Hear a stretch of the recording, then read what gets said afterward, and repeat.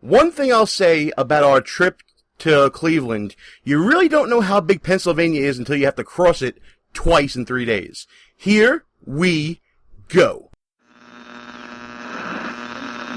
Get ready to fight from within. You're about to go behind enemy lines on WNJC.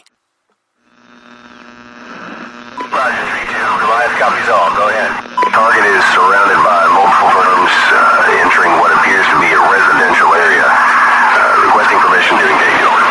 From the People's Republic of New York City, you're now going behind enemy lines with Gene Berardelli and Russ Gallo.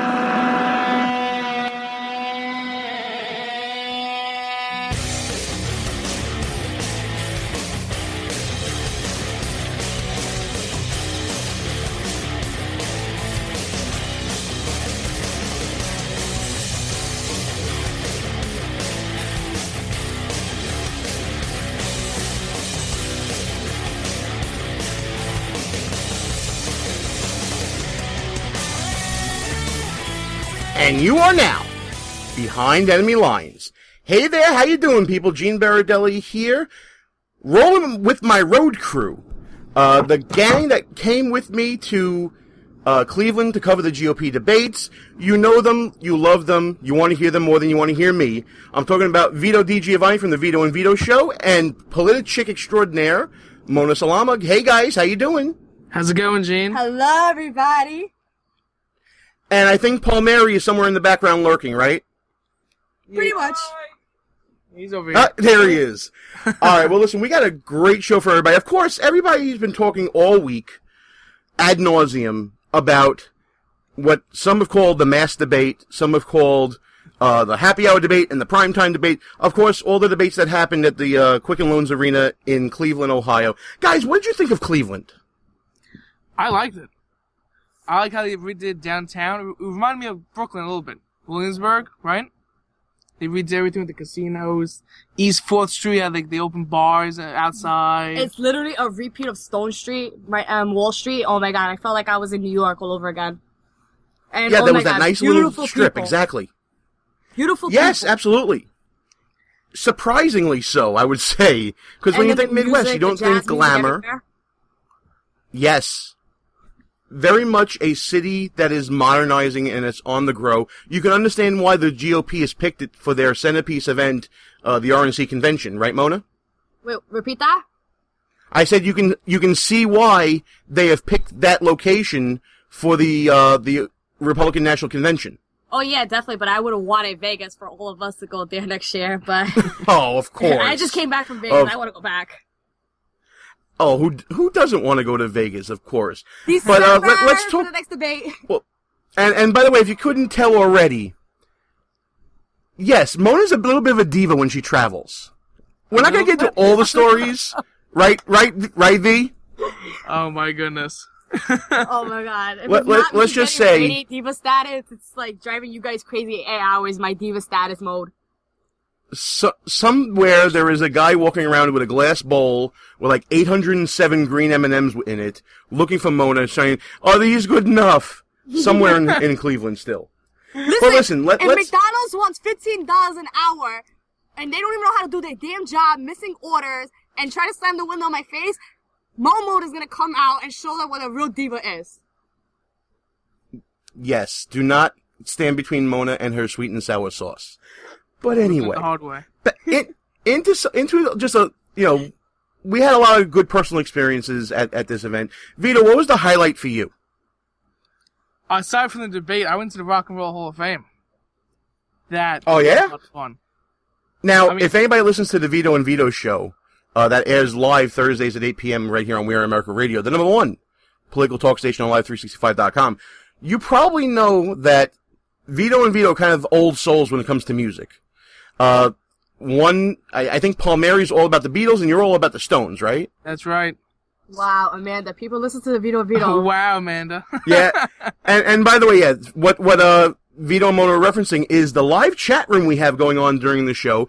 If you're here with us live on We Are America Radio, jump into the chat room on www.BehindEnemyLinesRadio.us. Click on the Listen Live button at the top of the page, and you can log into the chat room with a great group of knuckleheads in there right now, making fun of Vito and Mona and talking about the Vito and Vito Show and things like that. And if you're listening to us on replay on any of the number of networks that we're on, including WNJC 1360 AM, Philadelphia's Renaissance Station, welcome, and we're glad you're listening to us. But come on live with us, hang out in the chat, and you can interact, and I can borrow some of your lines so I can claim them as my own and be smarter than I actually am. But as far as a political highlight, Vito, obviously Rock and Roll Hall of Fame, big deal for you. I know that, you're a Stones guy. But political highlight, was there one that stood out for you? My favorite actually was Carly Fiorina. Yes. During the happy hour debate. I think coming out party for Carly. I'm sorry? It was a coming out party for Carly. Absolutely. And you're going to see her poll numbers rise. I mean, You see, it already is. She's number 4 now. Absolutely. We were talking about this before the debate, me and Mona. We, on the Twitters. On the Twitters, and we made videos, actually. We were trying this new thing out of showing our beautiful faces out to the public. Because I have a face for radio, they say. So we tried that out. I mean, Carly was great. She really held her own. I think she was a lot of fun to watch. Yeah. Mona, what was the political highlight for you? Me? My political highlight was bashing what's his name? Lindsey Graham on Twitter when he was like, "How are you gonna defend Planned Parenthood?" And he's like, "Defeat ISIS." And I'm like, I know ISIS doesn't have Planned Parenthood back home over there, wherever their caves are located, but they act the same. Planned Parenthood butchering people, ISIS beheading people. So I think they should mingle together. Absolutely. We're going to go into the happy hour debate a little later on during the show. I guess for me, guys, the highlight for me was while you were making your video, and I was getting some quiet time, by the way, I got to attend the American Conservative Union's Buckeye Boot Camp, run by Ned Ryan of Voter Gravity, and the things I learned about campaigning, really, really scary with the Obama campaign, I should say. How they revolutionized the campaign model and all the innovations that they brought to the table. And it was a cautionary tale of what's coming in 2016. We can have as many debates as we want, but if we don't up our game when it comes to effective use of voting technology, campaign technology, mobile devices, and if we don't wake up to the fact that social media has changed the game. I mean, one of the stats that came out to me more than anything else, and this is for all you wonks out there, between 87 and 88% of social media users vote regularly in elections. So when you see people online saying, "I support so-and-so," or "I support this one," they're serious as hell, and they're going to show up at the polls, and they're going to choose their voter. So when you start seeing all the Donald Trump talk online, 8 out of 10 of those people will show up at the polls, and they will pull a lever or fill in an oval or touch the screen for Donald Trump. It's kind of scary, Vito. Absolutely, and you see after the debate, but between him and Megyn Kelly, everybody's saying, "Oh, Donald Trump was, he was too much." His poll numbers are increasing. No, his poll numbers are decreasing, but it's staying the same. He's still number 1 in the polls. Yeah, he's still number 1, but I see a lot of people still support him. Some people are saying that he would just completely drop off, that he's a joke, but people are still supporting him and coming out strong. I mean, it's ridiculous to see how much support this guy has already, but it's going to be interesting for the next debate and when this guy keeps opening his mouth. Well, his policy stuff is coming out within the weeks ahead, hopefully before the next debate. And the next debate is in 36 days, so we should see his policy plans and everything he's going to be talking about. Does he actually have a backup plan for his rants? I call it rants. Yes, I mean, the word monologue is taken, so we gotta call them rants.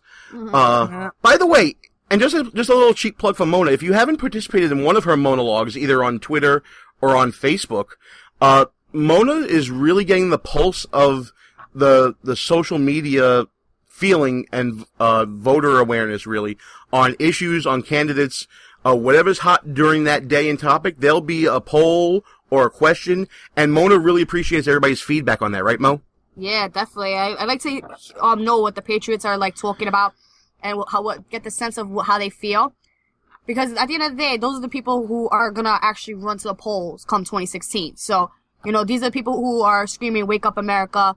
And I thank them for their, wasting their time and energy, you know, participating in my polls by giving me a page-long essay of what they think. Yeah, some people go a little crazy in giving their opinions online, but that's, you know what? That's our bread and butter. That's our key demographic. We cater to the crazies here on Behind Enemy Lines Radio. Just ask my co-host, Russ Gallo. Shout out to Russ, by the way. Couldn't make it for this week's show. Working the night shift. Don't lie, whatever. Don't lie. Me and Vito took over the Behind Enemy Lines. Oh, wow. Bye, Russ. Bye, Felicia. And with that, it's time for our first break of the night. Gene and the gang being Vito and Mona, Behind Enemy Lines, will be back right after the station identification and some brief words. It's important to plan ahead for emergencies, like the storm. When it kicked in, we had a plan. Separated. We were able to get in touch with each other in no time. Idea how to find each other. The whole experience was the most frightening 10 hours of my life. If there's one piece of advice I'd offer other moms out there, it's to stay calm and keep to the plan. Some parents plan ahead. Some don't. Make sure you know where to find your family in an emergency. Start your plan at ReadyPA.org. Brought to you by ReadyPA, FEMA, and the Ad Council.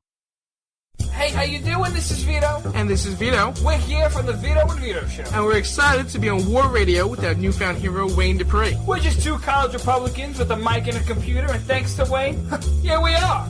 Wait, where are we? We're on War, the #1 political news station on Live365.com. Who might you save?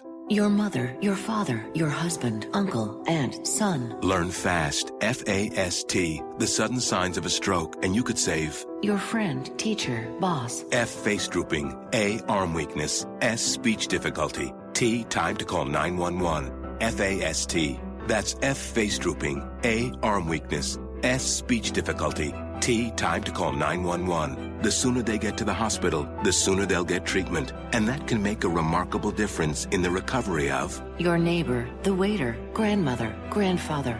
So learn FAST, the sudden signs of a stroke, then pass it on, because you never know who might save you. Your wife, your colleague. Spot a stroke fast. Visit strokeassociation.org. Brought to you by the American Stroke Association and the Ad Council. Behind Enemy Lines. Back on the air. Gene, Vito, and Mona, back behind enemy lines. And guys, let's talk about the happy hour debate. First of all, does anybody else hate that title of it? Hate what? Happy Hour Debate. The title of Happy Hour Debate for Mona. It's radio. You gotta keep up with me. Happy Hour Debate. What do you guys think of what that's being called? From Ben Carson's event, and normally Ben Carson loves him to death, but he normally talks for 20 minutes and then he has his QA. He went an hour long, and you know how he sounds. He has very interesting issues and topics, but it's just his voice is like literally just put me to sleep. He's very mellow. Oh God. And literally, you know what? Mona trying to sleep at nighttime. That's shocking. And I'm about to fall asleep.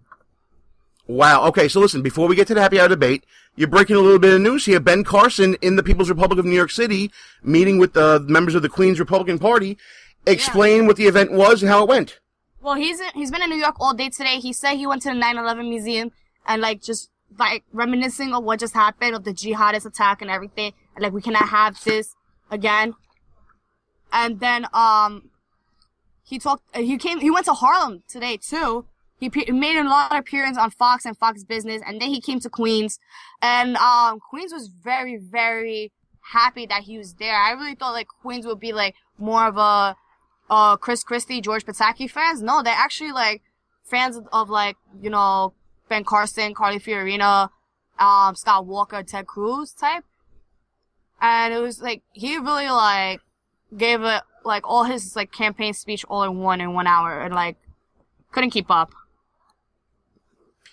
Vito, what'd you think? Is he just a flavor of the month, or was there real interest in Ben Carson in Queens? The crowd that showed up definitely showed real interest. I mean, the Queens GOP welcomed him with open arms. It's definitely bringing more awareness, bringing these candidates to Queens, to New York, how liberal it is. But, going forward, to see maybe more candidates can actually come by New York and speak and meet and greet. This helps the grassroots definitely here in New York. I think it does. I'm sure he was here picking up a little bit of change as well, somewhere, but that'll be in the news later on, I'm sure. But let's get back to the happy hour debate. Obviously, the big story, Vito, coming out of it. Carly Fiorina. We all thought that CPAC was her coming out party, but this was really the big opening for the Fiorina campaign. Absolutely. She keeps proving herself more and more often. People knew she was going to do well. You know, I think